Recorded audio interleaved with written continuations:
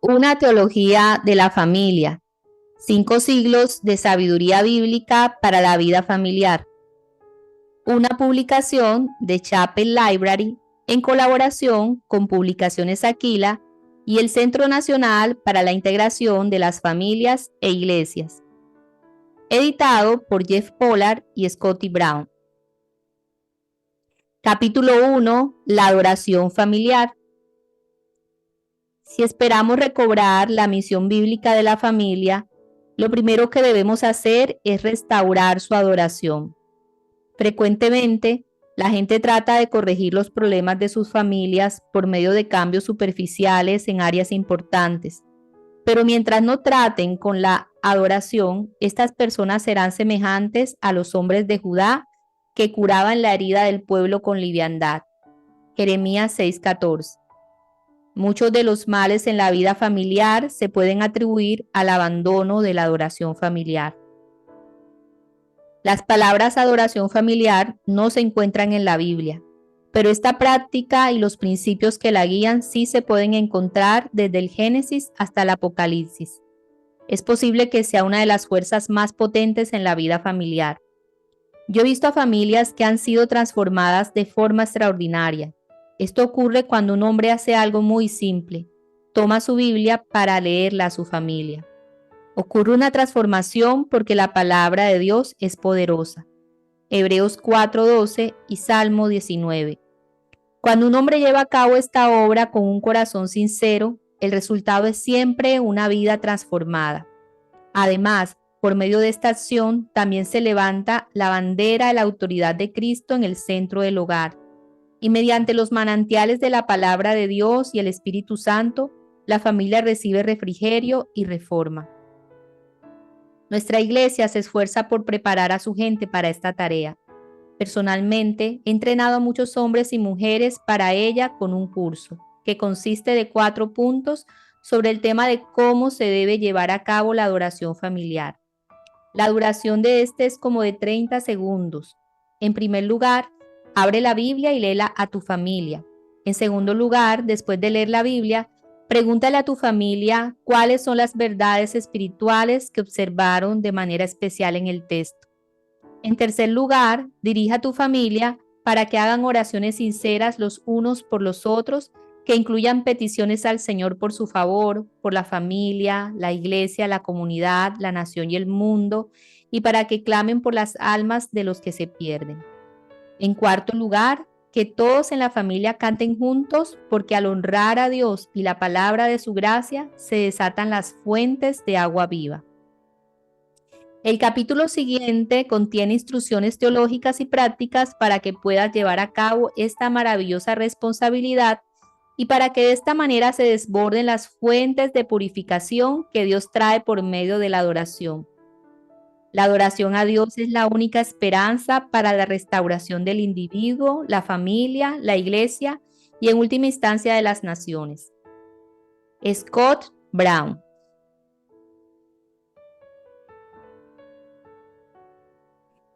Una causa de la decadencia de la fe cristiana en nuestro tiempo. Oh, si pudiéramos poner a un lado las demás contiendas y que en el futuro la única preocupación y contienda de todos aquellos sobre los cuales se invoca el nombre de nuestro bendito Redentor sea caminar humildemente con su Dios y perfeccionar la santidad en el temor del Señor, ejercitando todo amor y mansedumbre los unos hacia los otros, esforzándose cada uno por dirigir su conducta tal como se presenta en el Evangelio y de una forma adecuada a su lugar y capacidad. Fomentar enérgicamente en los demás la práctica de la religión verdadera y sin mácula delante de nuestro Dios y Padre. Y que en esta época de decadencia no gastemos nuestras energías en quejas improductivas con respecto a las maldades de otros, sino que cada uno pueda empezar en su hogar a reformar, en primer lugar, su propio corazón y sus costumbres. Que después de esto agilice todo aquello en lo que pueda tener influencia con el mismo fin. Que si la voluntad de Dios así lo quisiera, Nadie pudiera engañarse a sí mismo descansando y confiando en una forma de piedad sin el poder de la misma y sin la experiencia interna de la eficacia de aquellas verdades que profesa. Ciertamente existe un origen y una causa para la decadencia de la religión en nuestro tiempo, algo que no podemos pasar por alto y que nos insta con empeño a una corrección. Se trata del descuido de la adoración a Dios en las familias por parte de aquellos a quienes se ha puesto a cargo de ellas, encomendándoles que las dirijan. No se acusará, y con razón, a los padres y cabezas de familia por la burda ignorancia y la inestabilidad de muchos, así como por la falta de respeto de otros, por no haberlos formado en cuanto a la forma de comportarse desde que tenían edad para ello. Han descuidado los mandamientos frecuentes y solemnes que el Señor impuso sobre ellos para que catequizaran e instruyeran a los suyos y que su más tierna infancia estuviera sazonada con el conocimiento de la verdad de Dios, tal como lo revelan las Escrituras.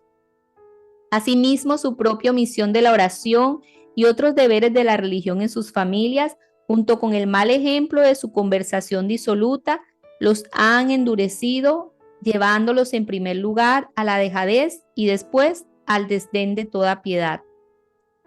Sabemos que esto no excusará la ceguera ni la impiedad de nadie, pero con toda seguridad caerá con dureza sobre aquellos que han sido, por su propio proceder, la ocasión de tropiezo. De hecho, estos mueren en sus pecados, pero no se les reclamará su sangre a aquellos bajo cuyo cuidado estaban y que han permitido que partiesen sin advertencia alguna. Los han llevado a las sendas de perdición. ¿No saben que la diligencia de los cristianos en el empeño de estos deberes en los años pasados se levantará en juicio y condenará a muchos de aquellos que estén careciendo de ella en la actualidad?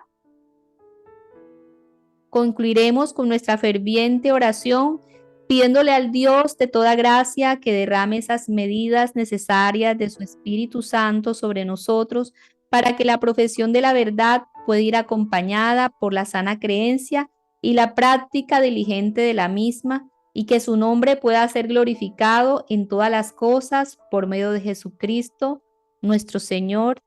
Amén. Tomado del prefacio de la Segunda Confesión Bautista de Londres de 1689, reeditada por Chapel Library.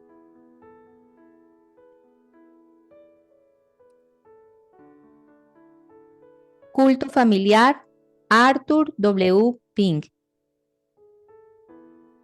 Existen algunas ordenanzas y medios de gracia exteriores que son muy importantes y están claramente implícitos en la palabra de Dios, pero para los cuales tenemos pocos, si acaso algunos, preceptos claros y positivos que nos ayuden a ponerlos en práctica. Más bien nos limitamos a recogerlos del ejemplo de hombres santos y de diversas circunstancias secundarias. Se logra un fin importante por este medio y es así que se prueba el estado de nuestro corazón.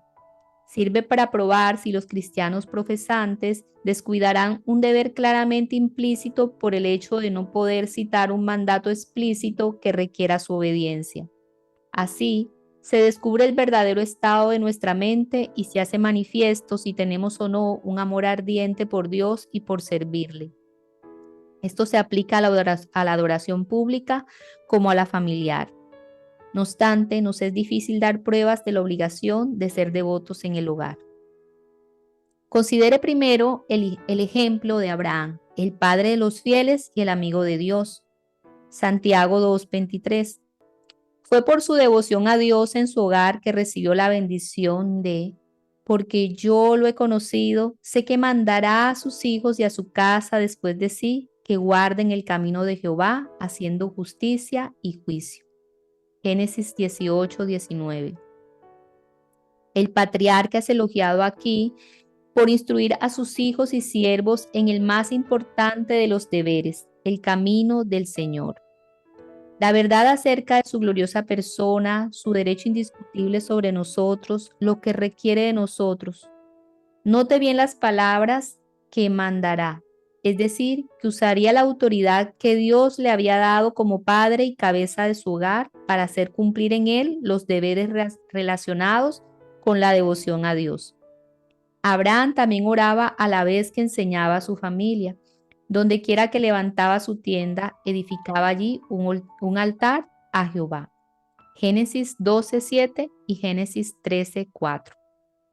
Ahora bien, mis lectores, preguntémonos, ¿somos linaje de Abraham?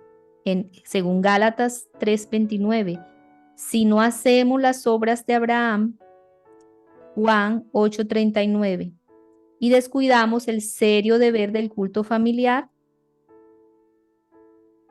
El ejemplo de otros hombres santos es similar al de Abraham. Considere la devoción que refleja la determinación de Josué, quien declaró a Israel: yo y mi casa serviremos a Jehová. Josué 24:15. No dejó que la posición de honor que ocupaba ni las obligaciones públicas que lo presionaban lo distrajeran de procurar el bienestar de su familia. También, cuando David llevó el arca de Dios a Jerusalén con gozo y gratitud, después de cumplir sus obligaciones públicas, volvió para bendecir su casa. Segunda de Samuel 6:20. Además de estos importantes ejemplos, podemos citar los casos de Job en Job 1:5 y Daniel en Daniel 6:10. Limitándonos a solo uno en el Nuevo Testamento, pensamos en la historia de Timoteo, quien se crió en un hogar piadoso. Pablo le hizo recordar la fe no fingida que había en él y agregó: la cual habitó primero en tu abuela Loida y en tu madre Eunice. Segunda de Timoteo 1:5. Con razón pudo decir enseguida: desde la niñez has sabido las sagradas escrituras. Segunda de Timoteo 3:15. Por otra parte, podemos observar las terribles amenazas pronunciadas contra los que descuidan este deber. Nos preguntamos cuántos de nuestros lectores han reflexionado seriamente sobre estas palabras impresionantes. Derrama tu enojo sobre las gentes que no te conocen y sobre las naciones que no invocan tu nombre. Jeremías 10:25. Qué tremendamente serio es saber que las familias que no oran son consideradas aquí iguales a los paganos que no conocen al Señor. Esto nos sorprende, pues hay muchas familias paganas que se juntan para adorar a sus dioses falsos. ¿Y no es esto causa de vergüenza para los cristianos profesantes? Observe también que Jeremías 10:25 registra imprecaciones terribles sobre ambas por igual. Derrama tu enojo sobre. Con cuánta claridad nos hablan estas palabras. No basta que oremos como individuos en nuestra cámara. Se requiere que también honremos a Dios en nuestras familias, 2 veces cada día como mínimo, de mañana y de noche. Toda la familia debe reunirse para arrodillarse ante el Señor, padres e hijos, amo y siervo, para confesar sus pecados, para agradecer las misericordias de Dios, para buscar su ayuda y bendición. No debemos permitir que nada interfiera con este deber. Todos los demás quehaceres domésticos deben supeditarse a él. La cabeza del hogar es el que debe dirigir el tiempo devocional. Pero si está ausente o gravemente enfermo o es inconverso, entonces la esposa tomará su lugar. Bajo ninguna circunstancia ha de omitirse el culto familiar. Si queremos disfrutar de las bendiciones de Dios sobre nuestra familia, entonces reúnanse sus integrantes diariamente para alabar y orar al Señor. Honraré a los que me honren, es su promesa.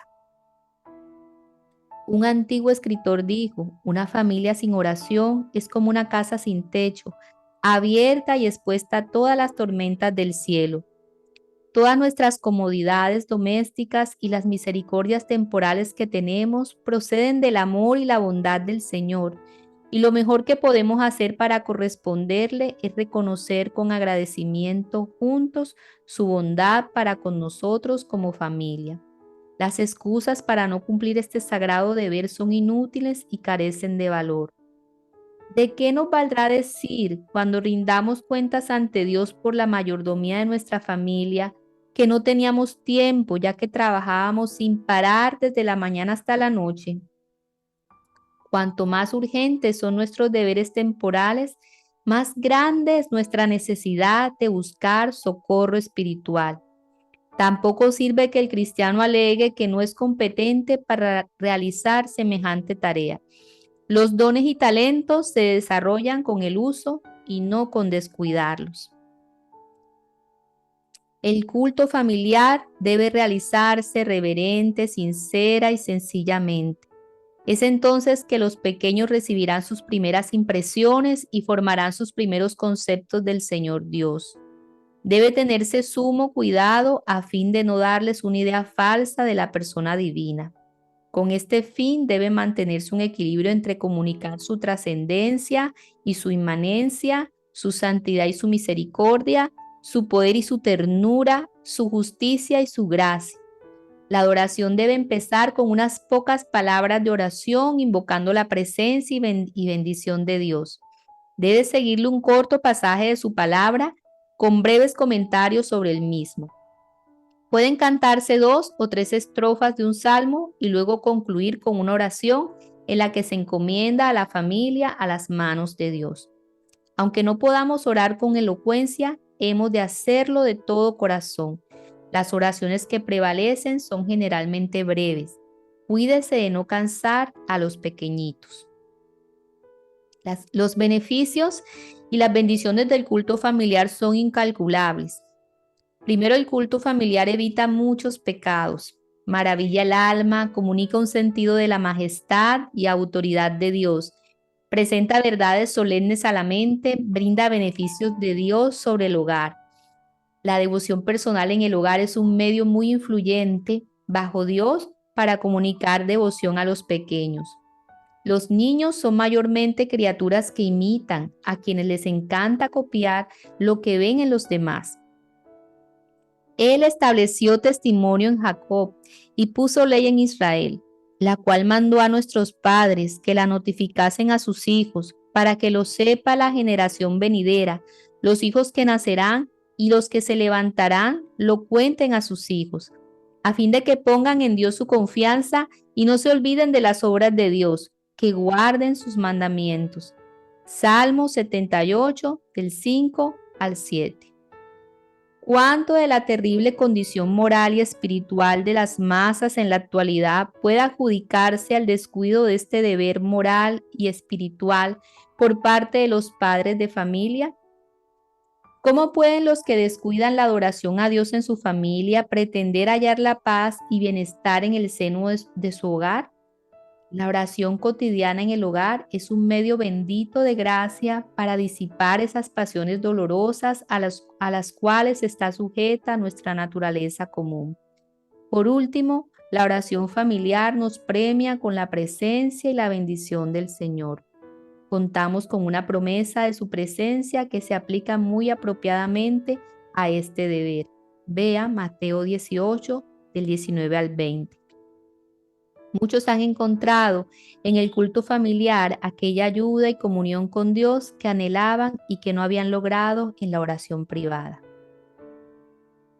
Tomado de Family Worship, Culto Familiar, reeditada por Chapel Library. Arthur W. Pink, de 1886 a 1952. Él fue un pastor, maestro itinerante de la Biblia, autor. Nació en Nottingham, Inglaterra. Deseamos profundamente un avivamiento de la religión doméstica. La familia cristiana era el baluarte de la piedad en la época de los puritanos. Sin embargo, en estos tiempos malos, centenares de familias de pretendidos cristianos no tienen adoración familiar, no tienen control sobre los hijos en edad de crecimiento, ni instrucción, ni disciplinas saludables. ¿Cómo podemos esperar ver avanzar el reino de nuestro Señor cuando sus propios discípulos no les enseñan su evangelio a sus hijos? Charles Spurgeon.